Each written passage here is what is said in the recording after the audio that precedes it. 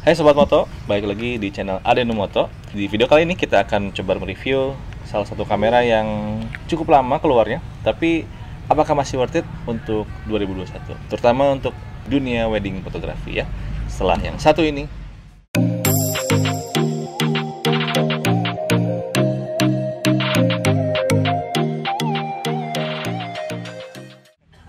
Oke teman-teman, di sebelah saya sekarang sudah ada Saleh. Halo guys. Instagramnya bisa dilihat di bawah ini, Saleh Muhammad Ali. Beliau adalah wedding photographer dan selama ini pakai ini ya, kamera ini ya, Pakai Nikon D800. Kita pengen tahu user experience-nya langsung dari orang yang memakainya. Tapi sebelumnya untuk melihat dulu spesifikasinya, kita lihat dulu ya. Inilah spesifikasinya.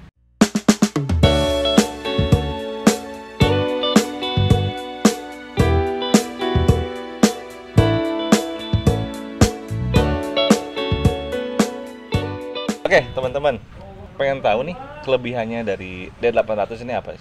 Mungkin pertama ya, ini kamera keluaran tahun 2012 dan sekarang tahun 2021, berarti sekitar berapa tahun ya?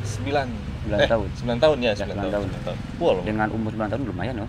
Udah hampir satu dekade ya? Satu dekade lebih. Dekade lebih. Kurang. Hampir separuh. 9, Ya. setahun lagi. Oke. Gimana? Secara umum lihat kalau lihat dari deskripsi yang tadi udah ditampilin ya. Ini kamera yang secara megapiksel lumayan gede. Lumayan gede.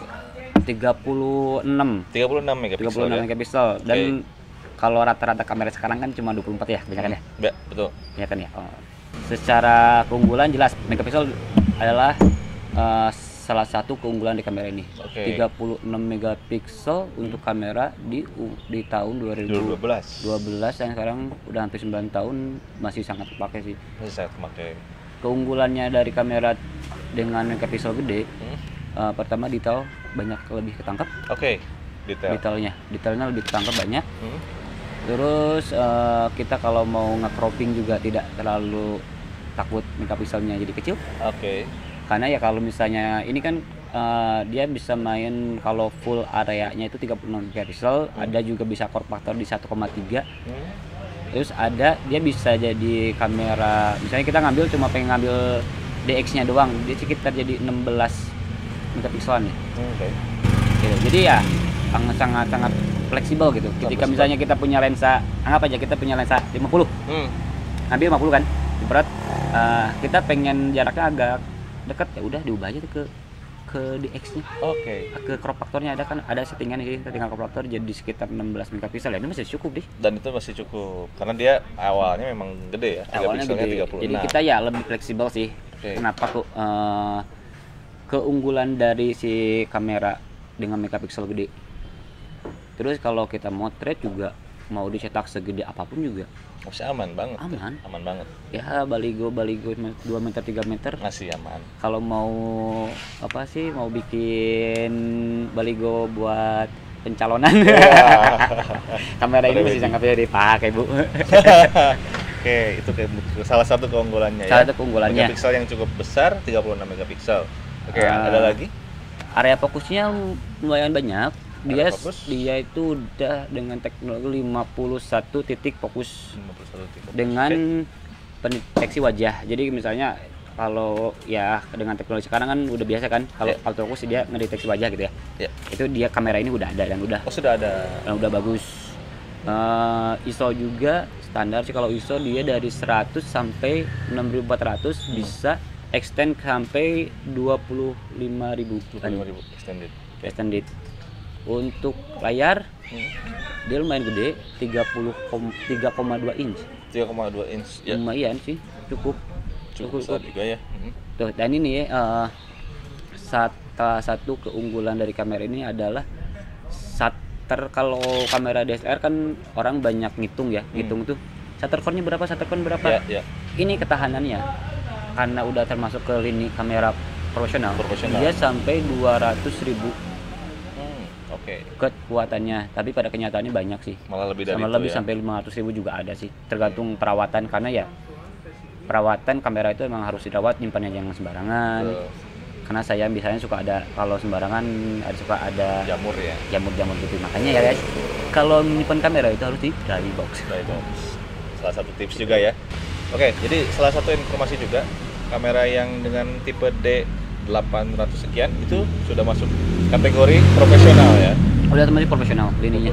Udah profesional. Kalau di Nikon kan dia itu ada tipe full frame-nya itu ada berapa lini ya? Ada dari 600, 800 langsung ke yang satu digit. Oke.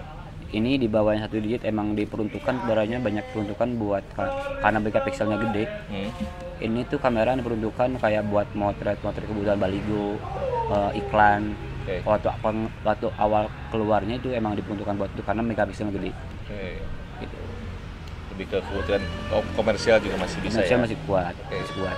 Cuman ya kalau dipakai wedding juga masih sangat kalau saya udah hampir 3 tahun pakai ini masih kepake banget sih. Kepake banget. Dan warnanya pun masih enak ya. Warnanya juga kalau dibandingin kamera-kamera yang sekarang juga masih enak.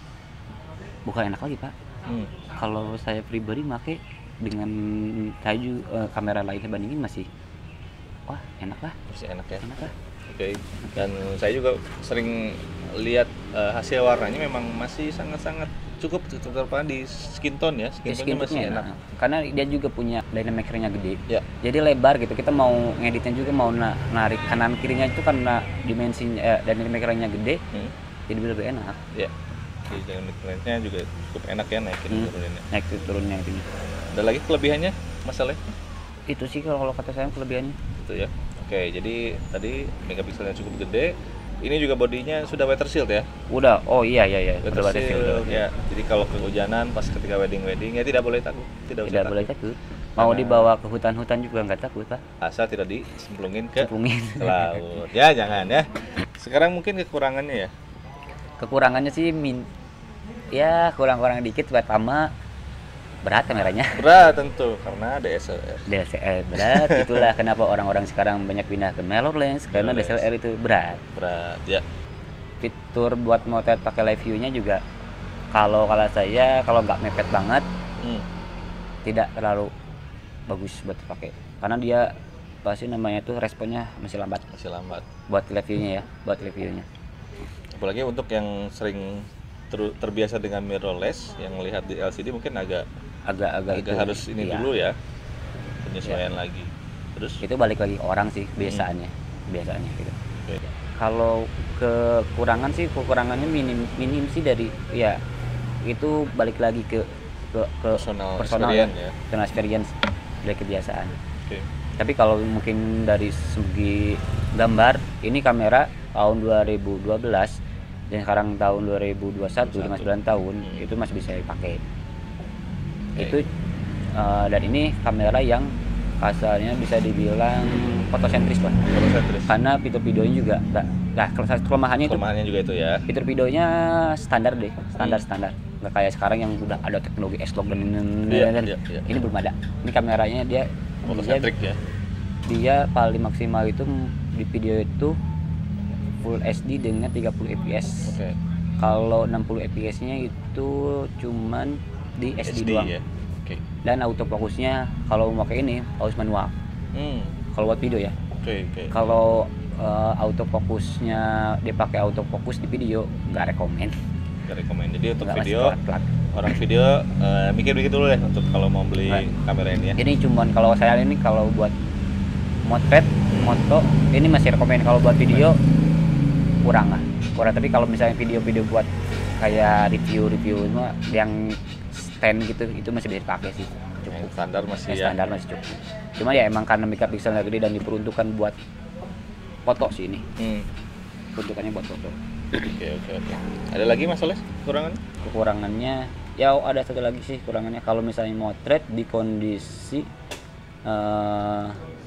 cahaya yang agak kuning. Cahaya yang agak kuning saranin jangan pakai AWB. Jangan pakai AWB karena AWB-nya kalau misalnya kurang tepat deh kalau misalnya dengan cahaya yang kuning ya. Kalau misalnya cahaya normal pakai AWB masih oke sih. Bisa diakalin sih kalau gitu ya. Kalau misalnya kalau saya pribadi kan motret pakai RAW. Kalau raw aman lah, mau apapun juga ya, ntar kita tinggal main di belakang. Karena kan kenapa pakai raw juga, karena biar emang sih kalau raw itu kekurangannya itu jadi megapikselnya gede kan ya, size-nya gede. Cuman kita jadi lebih fleksibel. Karena kan kalau di wedding itu yang penting itu bukan dulu masalah warna dulu, tapi momennya ketangkap. Nah itu dia, ketika warna agak sedikit melenceng ya, kalau raw aman ya, bisa di belakang layar ya, gitu. Kalau JPEG-nya ya baik lagi. Oke, cukup masalahnya. Cukupnya mungkin ntar kita lihat aja ya hasil di foto dari kamera ini. Oke.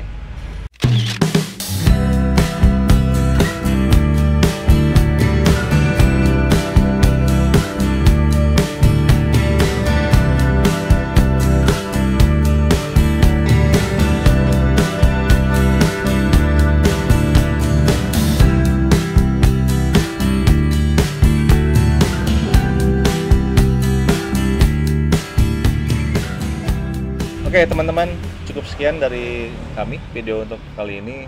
Teman-teman sendiri yang menilai, tadi sudah lihat kekurangan kelebihannya. Teman-teman sendiri yang memutuskan ya. Oke, cukup untuk video kali ini.